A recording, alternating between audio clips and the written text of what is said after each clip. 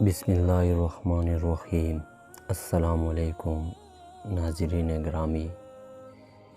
ایک عورت رسول اللہ صلی اللہ علیہ وسلم کے پاس آئی اور اپنے شوہر کی شکایت کی کہ وہ بہت زیادہ اپنے دوستوں کو گھر دعوت دیتا رہتا ہے اور وہ تک جاتی ہے کھانا بنا بنا کے، اور ان کی مہمانداری میں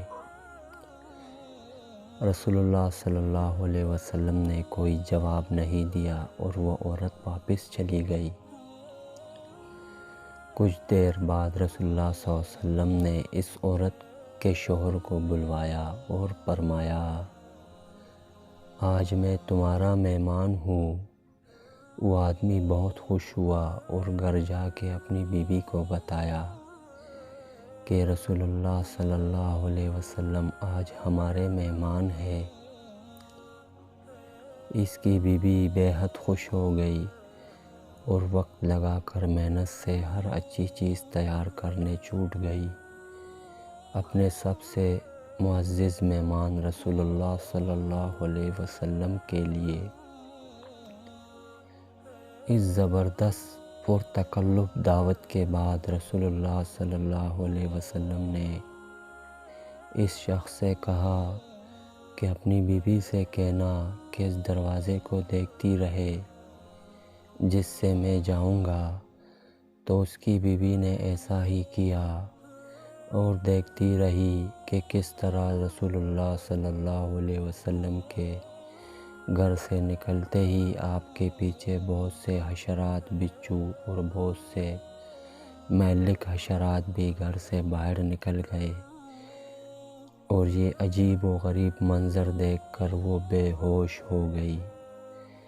جب رسول اللہ صلی اللہ علیہ وسلم کے پاس آئی تو آپ نے فرمایا کہ یہ ہوتا ہے جب تمہارے گھر سے مہمان جاتا ہے تو اپنے ساتھ ہر طرح کے خطرات، مشکلات اور آزمائشیں اور مہلک جاندار گھر سے باہر لے جاتا ہے، اور یہ اسی وجہ سے ہوتا ہے کہ جو تم محنت کر کے اس کی خدمت مدارت کرتی ہو۔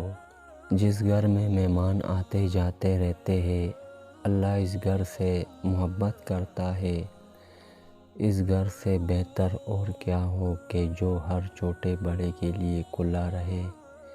ایسے گھر پر اللہ کی رحمت اور بخششیں نازل ہوتی رہتی ہے۔ رسول اللہ صلی اللہ علیہ وسلم نے فرمایا، جب اللہ کسی کا بھلا چاہتے ہیں تو ایسے نوازتے ہیں۔ انہوں نے پوچھا کس انعام سے؟